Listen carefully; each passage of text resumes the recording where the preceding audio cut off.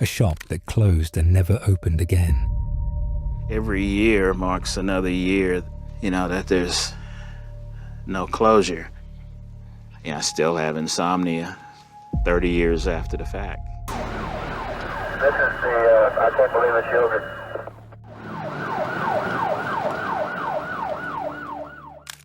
I want you to imagine a Friday night in Austin, Texas, December of 1991. The holiday season is beginning. The streets are lit. There are people out, families running last-minute errands, teenagers deciding where to spend the night. The ordinary rhythm of a city moving toward the weekend. Inside a small yogurt shop on West Anderson Lane, 4 girls are finishing their shift. 2 of them are employees. 2 of them are waiting for a ride home. None of them make it. There has never been in Austin a more grisly, ugly crime. There's 4 girls in there, and they're all beautiful girls, and they're very young. They're cleaning up, they lock up the yogurt shop, and then we believe it to be 2 individuals came in. They forced them to the back room at gunpoint. And the question of what happened inside that shop and to whom would haunt Austin for 34 years, consume 2 innocent men, and finally be answered not by a detective or a witness or a confession, but by a 13-year-old girl who, in the last moments of her life, fought back. Bodies were found in the back of the shop, badly burned. Authorities are sifting through the evidence, hoping to find some answers. The Lanier School community have been saddened by the tragic deaths of 4 young ladies for whom we mourn today. In 1991, Austin, Texas was not yet the city it would become. It was smaller then, roughly half its current size. A place still defined more by its university and its music scene than by the technology corridor that would eventually reshape it. It was a city with a sense of itself, friendly, eclectic, unpretentious. The I can't believe it's yogurt franchise on West Anderson Lane was exactly the kind of place that fit that Austin. A small, well-lit shop in a busy strip mall. The kind of spot where teenagers worked their first jobs and parents brought their kids after soccer practice. Unremarkable by design. On the evening of December 6th, 1991, a Friday, the shop was winding down toward its 11 o'clock closing. The last customers had been through. The girls inside were cleaning up, counting the register, getting ready to go home. Shortly before midnight, a patrolman from the Austin Police Department noticed something from the road. Chauncey? Yeah. You hear about the call 2900 West Anderson? Yeah, I'm headed over there. Fire, coming from the yogurt shop. After the blaze was brought under control, firefighters moved through the smoke-darkened interior. What they found inside changed the trajectory of Austin's history. 4 bodies, huddled near the back, each of them a teenage girl. I lost my sister Eliza Thomas in the yogurt shop murders. I was the lead investigator on the I can't believe it's yogurt shop murder case. Open the door, police! We're either going to charge some people and get them in jail. Jennifer Harbison was 17 years old. She was a junior in high school, an employee of the shop, a girl described by people who knew her as warm, responsible, the kind of person you could depend on. She had picked up a shift that Friday. She was the reason her younger sister was there at all. Sarah had come to the shop to catch a ride home with her when the night was over. Sarah Harbison was 15, Jennifer's little sister, a 9th grader. She and her best friend had stopped by that evening to wait out the last hour until Jennifer could leave. That best friend was Amy Ayers. Amy was 13 years old. She was the youngest of the four, a 7th grader. She had plans for the weekend. She was the kind of 13-year-old that adults remembered as bright, curious, full of momentum. The sense that she was heading somewhere. She had come to the shop simply because her friend was going, the way 13-year-olds do, without a second thought. Eliza Thomas was 17, the same age as Jennifer. She was Jennifer's co-worker that evening, the other employee on the closing shift.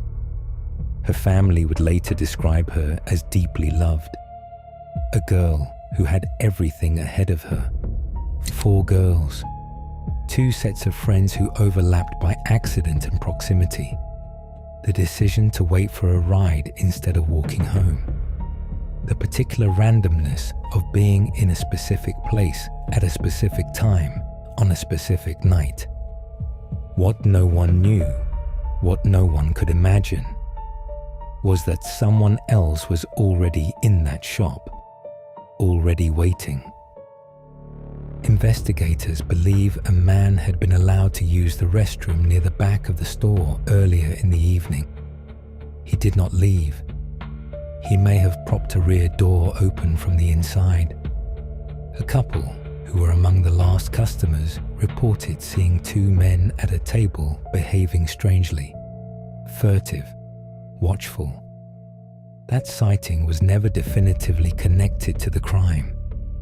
And a big city crime happened here. Do you remember that time? Can you sort of tell us stories about that time? Well, it was one of the most shocking stories I've heard in the 20 years that I've lived here. People were scared to go out. People were scared to go get yogurt. I mean, how scary is that? What is known is this.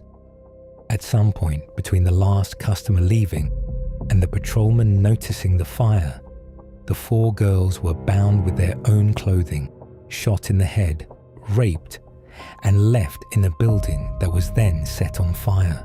Investigators would learn that at least one of the victims had been sexually assaulted.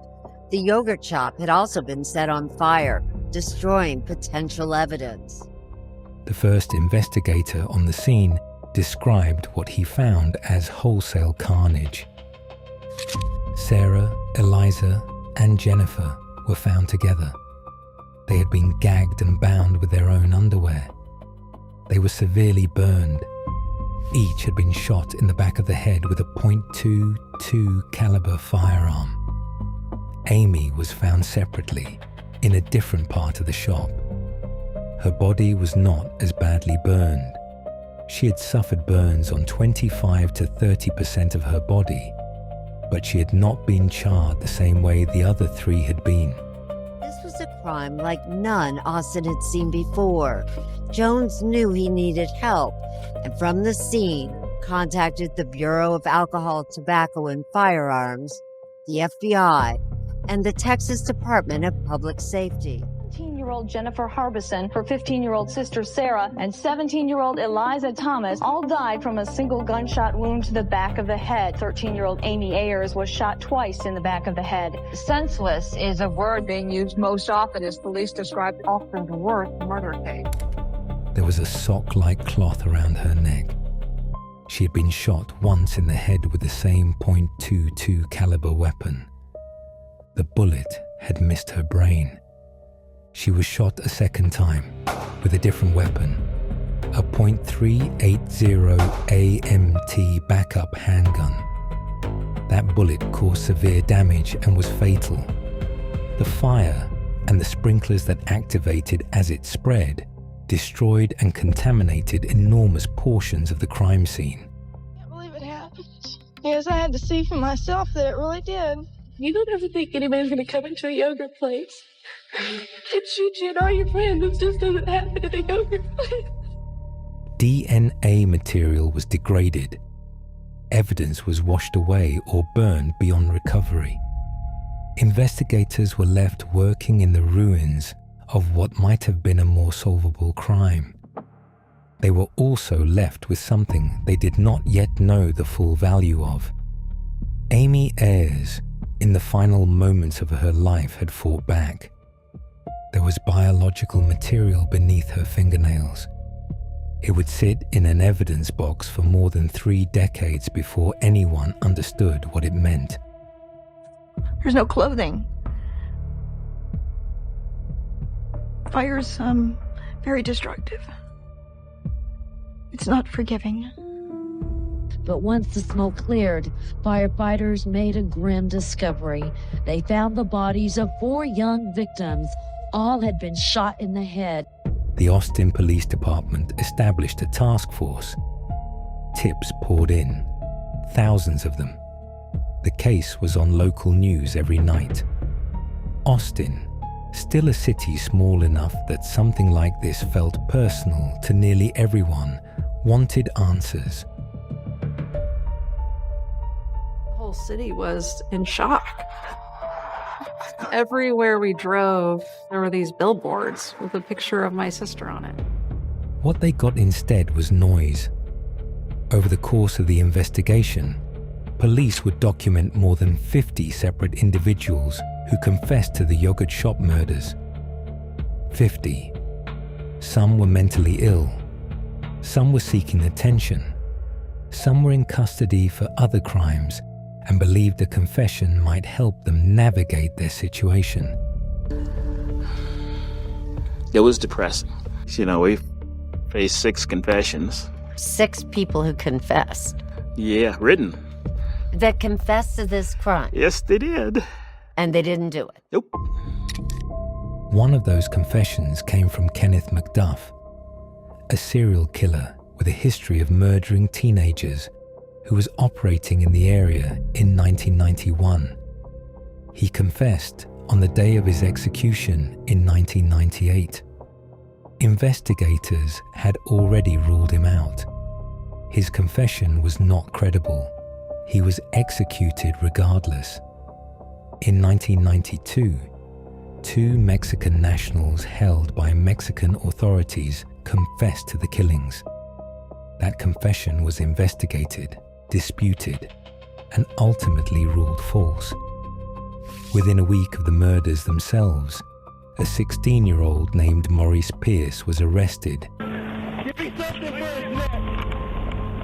Lay down. Get him down. Let me get him. You should help. You should be grabbing knives. You try my knife. Shot him in the stomach. At a nearby shopping mall for carrying a handgun. The gun's make and model matched one of the murder weapons. After hours of questioning, Pierce confessed and named 3 associates.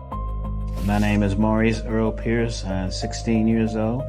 I am at the Austin Police Department giving this statement to Sergeant J. Jones concerning what I know about the I Can't Believe It's Yogurt murders last Friday night. I picked up Forrest Wellborn from McCallum High School. We rode around for a while, went to my house. Forrest said, "Let's get the gun." So I took it out of my closet where I kept it, and he put it in the glove box. Forrest and I went up to Northcross Mall. Forrest got out of the car with the gun. I went to the bathroom and Forrest went somewhere else. We split up. So about 10:45, I just went and sat out in the car waiting for him. Forrest showed up at my car at about 11:30. He got in the car and handed me the gun, then said, "I did something." I said, "Like what?" But he never did answer. Robert Springsteen, Michael Scott, and Forrest Wellborn. The 4 of them were between 15 and 17 years old. Pierce's confession, however, did not hold together. The details didn't match. Ballistics testing could not confirm that his gun had been used in the murders. He recanted. The case moved on. For nearly 8 years, the yogurt shop murders went cold. There was no physical evidence, nothing. We had to have had the murderers in the beginning. In part, they decided that because they had nothing else. There was no new physical evidence suddenly tying any of the 4 men to the crime.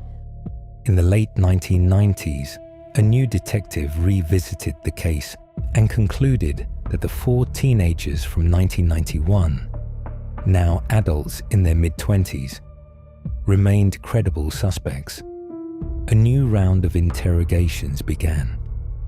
This time, confessions were obtained from Robert Springsteen and from Michael Scott. The confessions were detailed.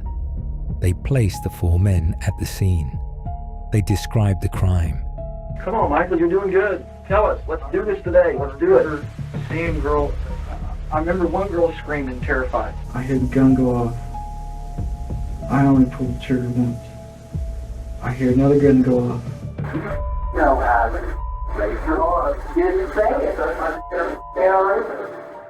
They also contained errors, inconsistencies, moments where the narrative shifted or did not align with the physical evidence. The detective who led several of those interrogations, Hector Polanco, had previously been accused of coercing false confessions in another Austin case. 2 men, Christopher Ochoa and Richard Danziger, had been wrongfully convicted of murder after confessions taken during Polanco's interrogations. Both were eventually released. Danziger had been assaulted in prison. He suffered permanent brain damage. There is no record of exactly what was said to Morris Pierce and his associates during the 1991 interrogations. Without that record, it was impossible to determine whether investigators had given the suspects information that could then surface years later in new interrogations and create the illusion of insider knowledge. All 4 men were arrested in 1999 and charged with capital murder. A grand jury declined to indict Forrest Wellborn. Charges against Maurice Pierce were eventually dropped, but Michael Scott and Robert Springsteen were brought to trial. Neither Pierce nor Wellborn had confessed. Springsteen and Scott had. The prosecution had no physical evidence linking Springsteen or Scott to the yogurt shop. No DNA, no fingerprints, no fibers, no forensic connection to the scene whatsoever. What they had was the confessions. Scott was tried in 2001 and convicted of capital murder. He was sentenced to life in prison. Springsteen was tried in 2002.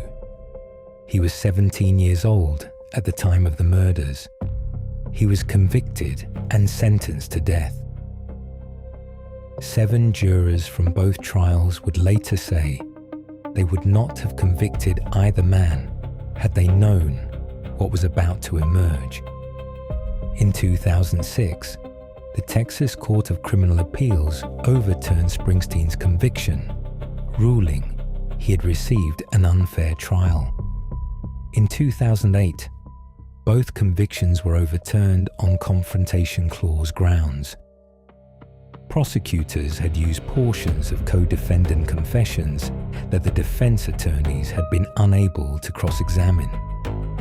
Both men were ordered to face new trials. Springsteen told them he shot one girl and raped her.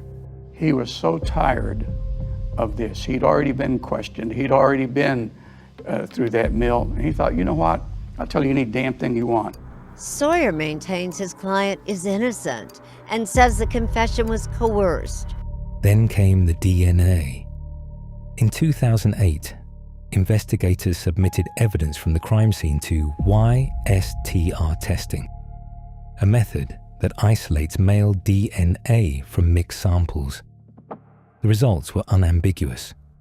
The DNA recovered from 3 of the victims, biological material left by whoever had assaulted them, did not match Springsteen, did not match Scott, did not match Pierce or Wellborn. It matched no one in any database. Does that DNA match any of the 4 young men who were originally accused and 2 of them who've been convicted? It does not.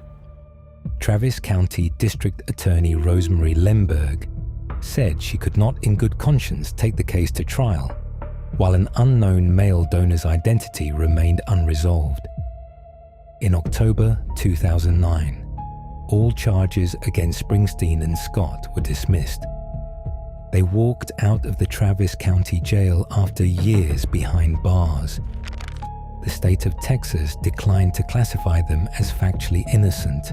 I was berated and berated and berated by the police officers until they obtained what it was they wanted to hear. They were not going to allow me to leave. And I basically, they broke me down. Let me just ask you, did you have anything to do No, with I the did murders not. at the yogurt shop? No, never. Under Texas law at the time, that distinction, the difference between charges dismissed and innocence declared, determined whether a person was entitled to compensation for years of wrongful imprisonment. They received nothing. In December 2010, Austin police officers conducted a traffic stop on a vehicle driven by Morris Pierce, one of the original 4 suspects, against whom charges had been dropped years earlier. Pierce fled on foot. There was a struggle. He stabbed one of the officers in the neck. The officer survived. Pierce was shot and killed. He was 26 years old. He died without ever being charged with the yogurt shop murders. He died without ever being formally cleared of them. He simply died in a street in North Austin, a decade after a case that had touched his life and then released him, incompletely, without resolution or acknowledgement. The families of Jennifer, Sarah, Amy, and Eliza continue to wait. In 2021, 30 years after the murders, the House Judiciary Committee passed legislation allowing the families of cold case victims to petition the federal government to re-examine cases older than 3 years. The legislation was motivated in part by the yogurt shop murders. In 2022, President Biden signed it into law, the Homicide Victims Families' Rights Act, a law born from one Friday night in Austin in 1991. But the case remained open. The man responsible remained unidentified. They're probably out there leading a life as normal as they've ever had.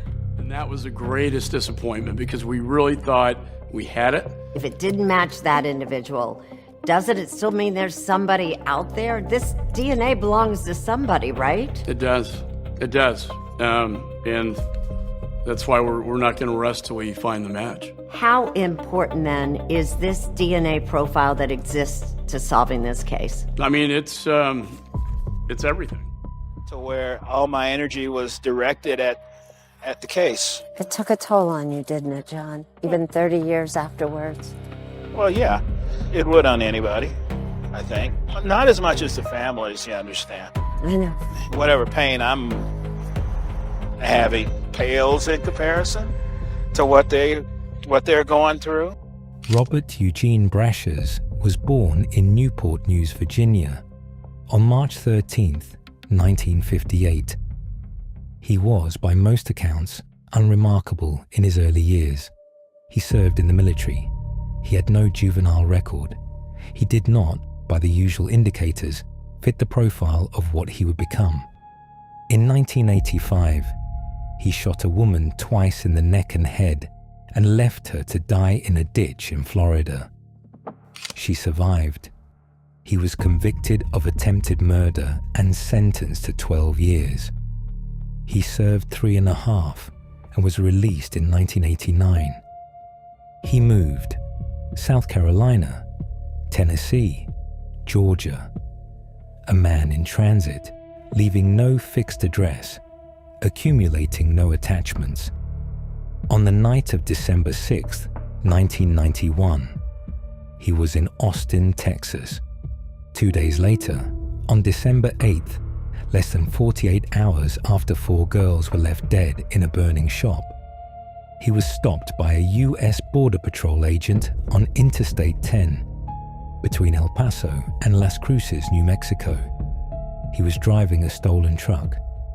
Inside the vehicle, agents found a .380 AMT backup handgun, the same make and model as the second weapon used in the yogurt shop murders. He was charged with auto theft and felon in possession of a firearm. The gun was returned to his father after sentencing. He used that same gun to commit at least one more murder. He used it, finally, to take his own life. In January of 1999, during a police standoff in Kennett, Missouri, after he was stopped for driving another stolen vehicle. He died at 40 years old, identified at that moment as a car thief, nothing more. In 2018, genetic genealogist C.C. Moore, working with Parabon Nanolabs